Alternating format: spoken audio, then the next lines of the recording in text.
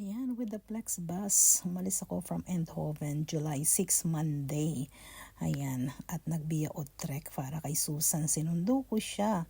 So, by Via Utrecht, papunta kami Lourdes. Kami ay natulog, nagising. Ayan, for 3 to 3 days ang aming biyahe. Andito pa rin kami sa bus. Nag-Wednesday na, Lunes kami umalis. At nasa bus pa rin kami. O, diba? Sobrang haba-haba ng aming biniyahe para makarating dito sa Lourdes. Ayan, sa wakas nakarating din kami ng Lourdes ng Wednesday. Monday kami umalis at Wednesday kami nakarating via Flex Bus. So lalakarin namin mula yan actually sa station. Lalakad ka pa ng 2 kilometers para makarating dito sa Lourdes. Ayan, dito kami sa station ng Lourdes, bumaba at maglalakad ng 2 kilometers para makarating kami dun sa Lourdes. Ayan, medyo tahimik pa at maaga pa kami dumating actually. So, picture muna Ayan si tayo. Mama Mary kaso against the light. Ayan ang Lourdes, Our Lady of Lourdes. Ayan, dami ng tao. Oh. Ayan na, pupunta na yung mga tao. Tingnan mo, dami-dami na. Kaya kailangan pumunta na tayo. Ayun oh. Dami. Yan ang simbahan oh. Yan. Mga tao. Yan yung harapan. Ayun si Our Lady of Lourdes. Tapos ito yung simbahan.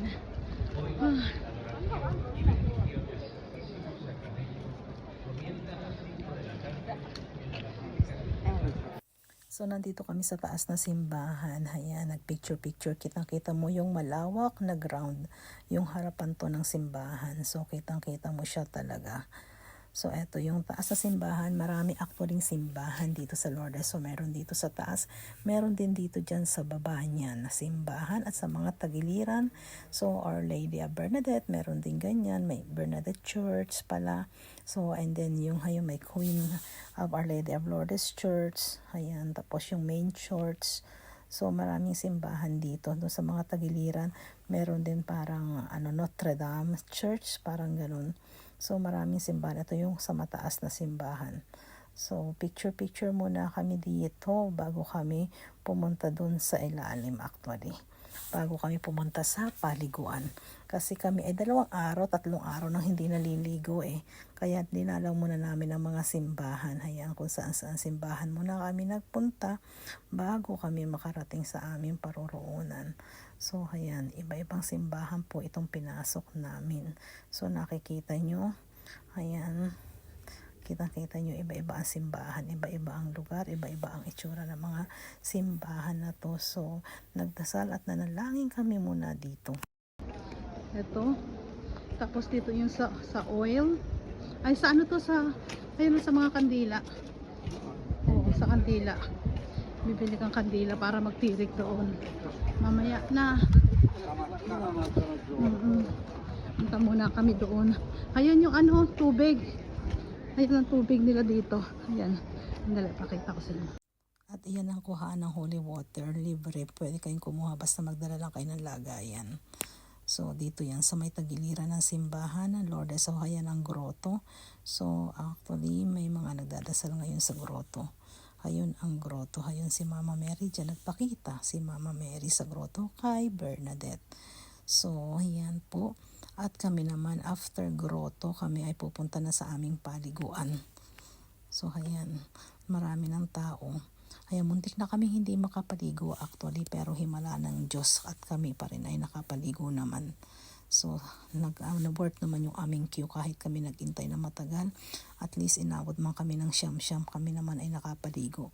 So, after paligo, punta muna tayo sa may bago kasi ngayon actually dito. So, ito yung kanilang tarikan ng kandila, opposite side sa paliguan. Tapos, pupunta ako sa water gesture. May bago ngayon, may station of cross dito sa may water gesture. Yung paghuhugas ng kamay, ng mukha, at pwede kang uminom. Ayan, i-briefing kanila bago ka magpunta at pumasok sa water gesture para una muna hugasan ang kamay mo, then ang mukha mo, and then iinom ka ng tubig doon.